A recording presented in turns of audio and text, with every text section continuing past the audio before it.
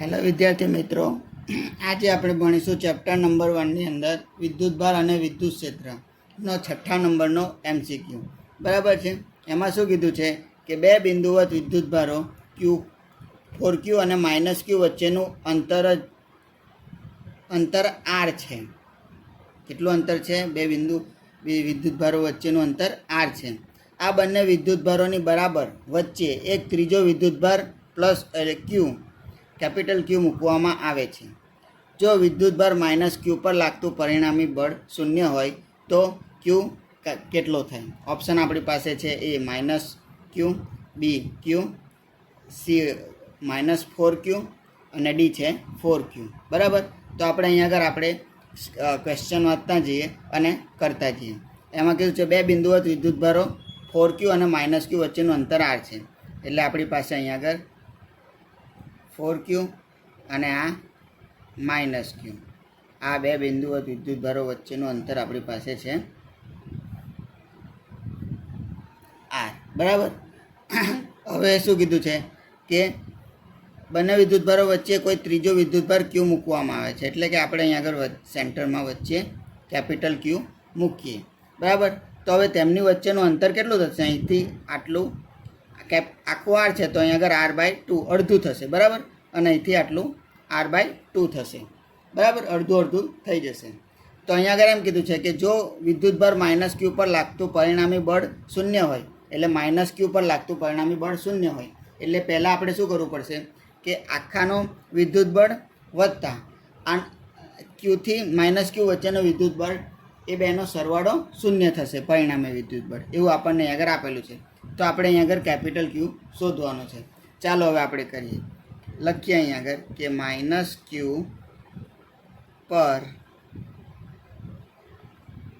લાગતું બળ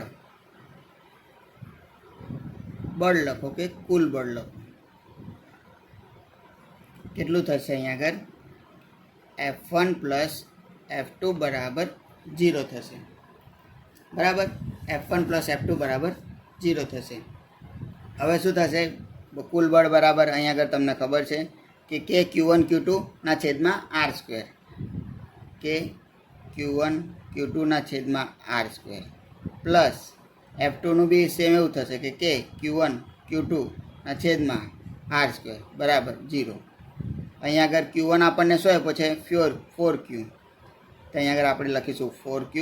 Q2 કેટલો આપેલો છે? -Q. અહીંયા આગળ અંતર આપણી પાસે R છે, એટલે કે R² થશે. અહીંયા આગળ આ K Q1 Q2 ના છેદમાં R² એ ફોર્સ 2 માટે આપણે આનું લેવાનું છે -Qનું. તો કેપિટલ Q થી -Q વચ્ચેનું લેવાનું છે અંતર. તો અહીંયા આગળ K, અહીંયા આગળ શું થશે? Q1 કેપિટલ Q થશે. અહીંયા આગળ Q2 શું થશે? -Q થશે. છેદમાં R છે, તો અંતર આપણી પાસે કેટલું છે? R/2 છે, એટલે કે R/2 વર્ગ થશે. બરાબર 0. હવે અહીંયા આગળ શું થશે આપણે જોઈએ તો કે -4K Q²/R², -4 2 4, છેદનો છેદ ઉપર જશે, એટલે કે 4K capital Q small q ના છેદમાં R² બરાબર 0 થશે. ઓકે.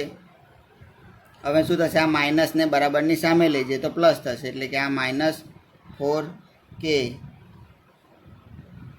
Q² ના છેદમાં R² બરાબર 4K કેપિટલ Q ના છેદમાં capital Q into small q ના છેદમાં R²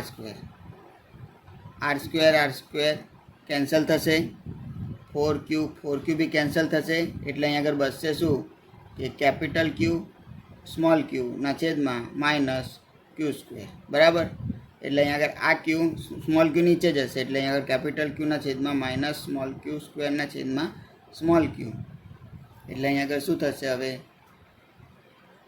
કેપિટલ Q બરાબર એક Q ઉડી જશે, એટલે કે -Q આવશે. આ તમારો જવાબ. ઓપ્શનમાં આપણે અહીંયા આગળ જોઈએ. ઓપ્શનમાં આપણે અહીંયા આગળ શું છે? A -Q જે આપણે જવાબ છે. તો આપણો આન્સર શું આવશે?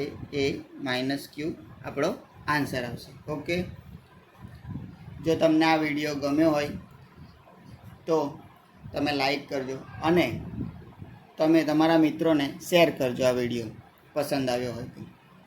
ચાલો મળીએ નવા વિડીયોમાં.